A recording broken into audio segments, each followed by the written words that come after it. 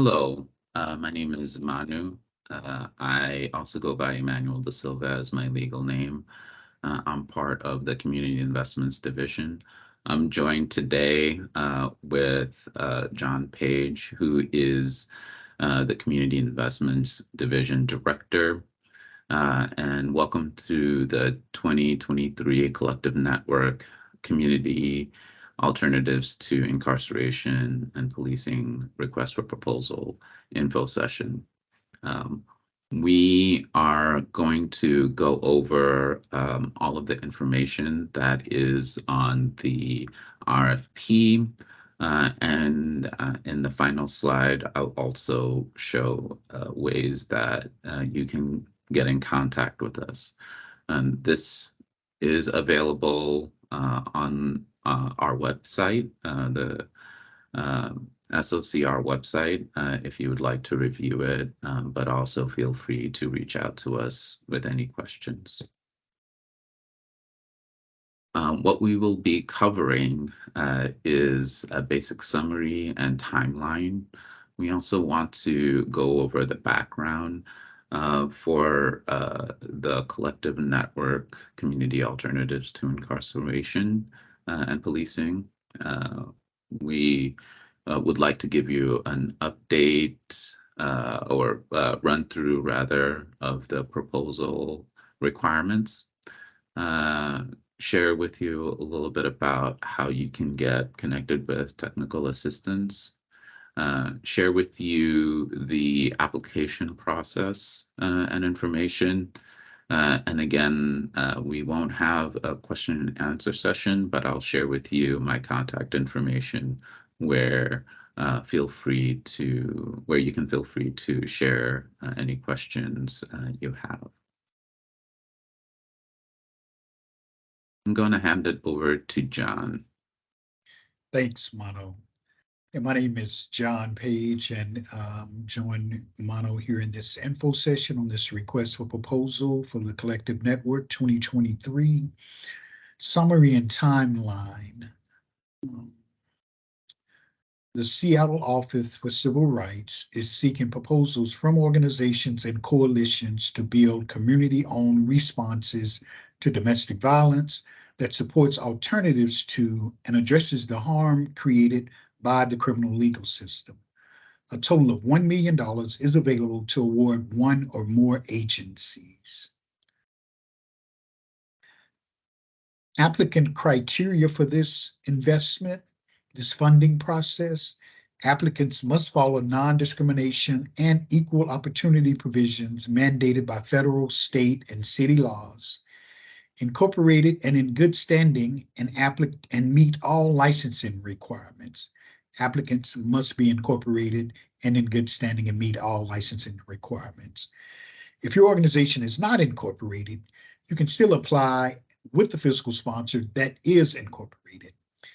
And finally, applicants or the fiscal sponsor must have a federal ID, tax ID number, otherwise known as an EIN.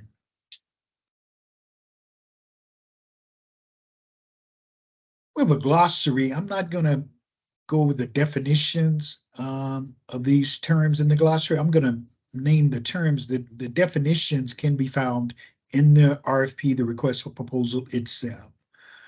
Criminal legal system, BIPOC, Black, Indigenous, people of color, BIPOC-led, internalized oppression, anti-Blackness, capacity building, movement building, accountable relationships, trans misogyny, community-owned, domestic violence, survivor of domestic violence, person being abusive, victim, survivor, defendant.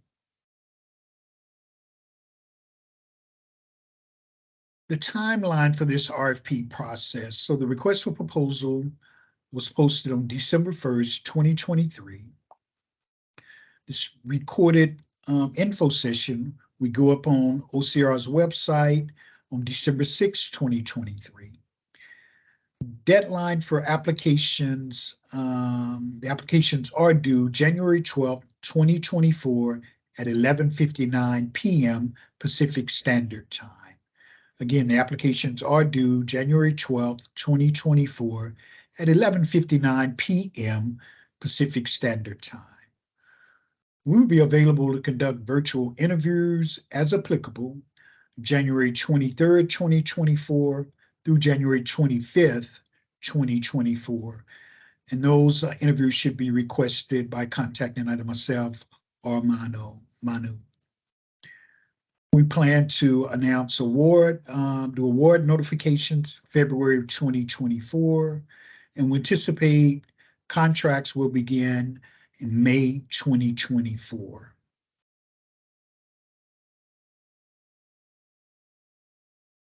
So I'll take the next couple of sections, background, where I'll share a little bit more about where this all came from.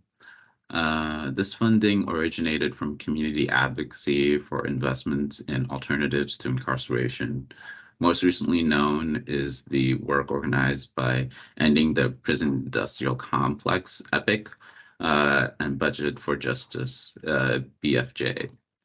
In 2015, community-based organizations and coalitions, including Youth Undoing Institutional Racism, YUIR, EPIC, No New Youth Jail Campaign, the People's Institute for Survival and Beyond, and European Descent engaged in campaigns that supported a vision of a city free of incarceration. As a result of community organizing, on September 21st, 2015, the Seattle City Council unanimously passed a resolution for zero use of detention for youth. The goal of this resolution is to make Seattle a city where detention or imprisonment is obsolete. In 2018, advocates with Budget for Justice called on the city to realign its criminal legal system funding priorities. As a result of this and other organizing efforts, the City Council added $1.08 million to OCR's 2020 budget to fund community-based organizations in Seattle supporting alternatives to or addressing harm created by criminal legal systems.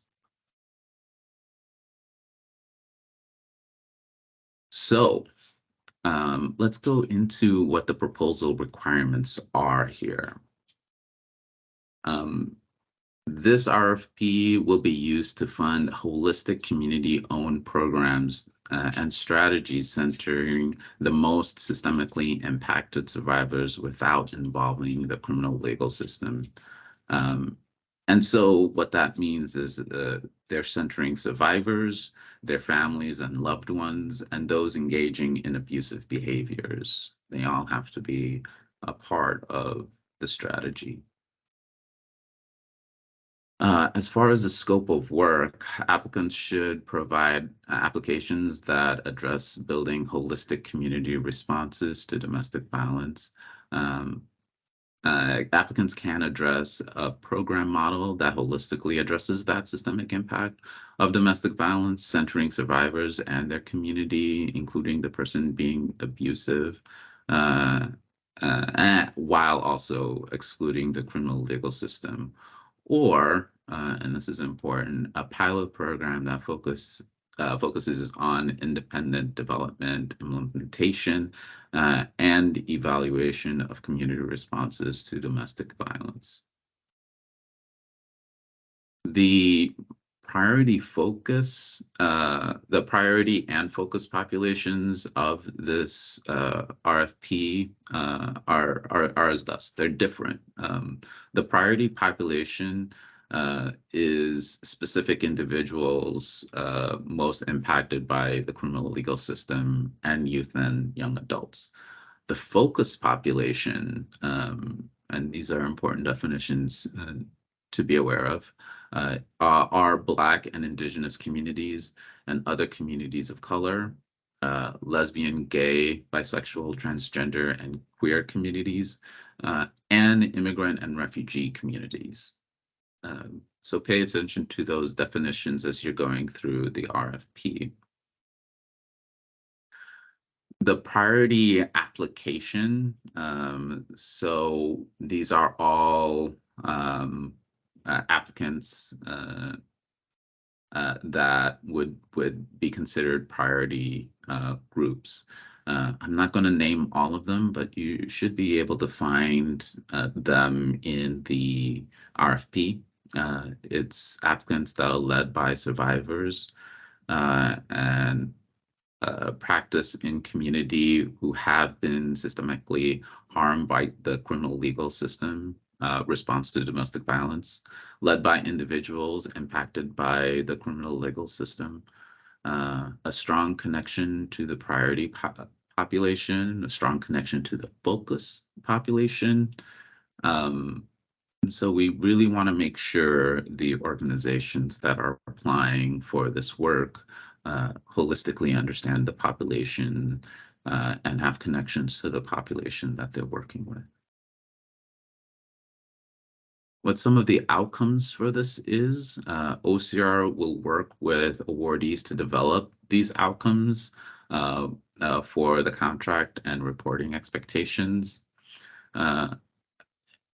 Although the four main components of this RFP is community members self-report or report of feeling safer and having their holistic needs addressed, developing a community-owned response to domestic violence outside of the criminal legal system, a program model that holistically addresses the systemic impacts of domestic violence, and a pilot program focusing on independent development, implementation, and evaluation of community-owned responses to domestic violence. Now, I'll pass it off to John to talk a little bit more about technical assistance. Yeah, technical assistance will, thank you, Mano. Technical assistance will be available to applicants with an operating budget of $2 million or less in the fiscal year prior to applying for this funding. The technical assistance may include help to frame your proposal, assistance with budgeting, proposal review, and with submission. And to ensure support, be sure to request technical assistance by December 15, 2023. Just give you and the technical assistance consultant enough time to flesh out and submit a strong proposal. The two technical assistant consultants, Shannon Perez Darby, and Shannon's can be contacted by the email shannon@accountablecommunities.com, and Zaire Lauren. Zaire can be contacted at elhaz@coralrulesthesun.inc. And if you have any issues connecting with Shannon or Zaire, reach out to Manu or myself, and we'll make sure you get connected with one or both.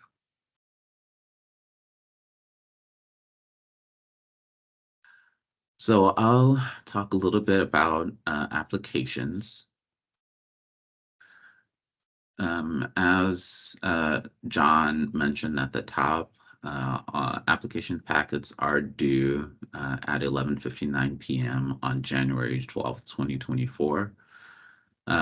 Please submit all materials via email to emmanuel.desilva@seattle.org. That's my email address. Applications should include the application cover letter, narrative questions, application timeline, and projected application budget. Please be sure to stay within the 5 pages for the narrative questions. Only the narrative portion of the application has a page limit. Don't worry if the cover letter plus the timeline and the budget go over 5, but the narrative section needs to be at 5 pages. Mano, can I jump in?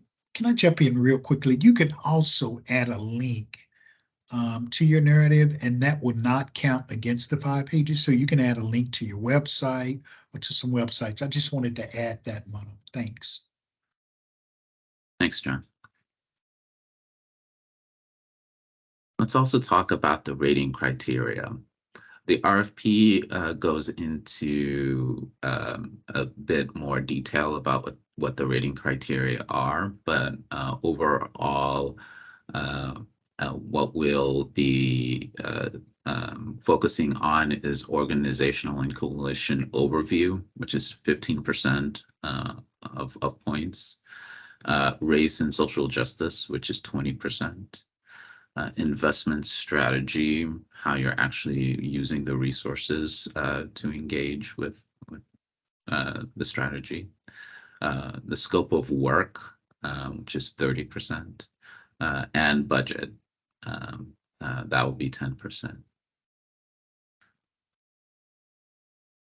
So the rating and review process will consist of a rating committee. They will review and make award recommendations. References will be considered as part of the review process. If helpful, OCR and raters from rating committee may conduct interviews with final candidates. That doesn't always happen, but it sometimes happens. SOCR's director, Wheeler Smith, will make the final award decision based on the rater's recommendation. So final decisions and appeal process. OCR plans to announce the awards February 2024, as John has already stated. Applicants not selected will be notified. To appeal an award decision, the applicant must contact me, Manu, at Emmanuel.desilva@seattle.gov, in writing stating the reason for the appeal. The SOCR director will review and provide a written statement, and the decision shall be final.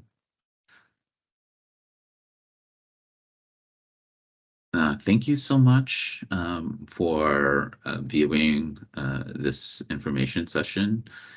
Please do not hesitate to contact me. I have both my email and phone number. I should be able to respond to you within 2 business days, if not sooner. And I really look forward to hearing from all of you. Good luck. Thanks, everybody. Good luck.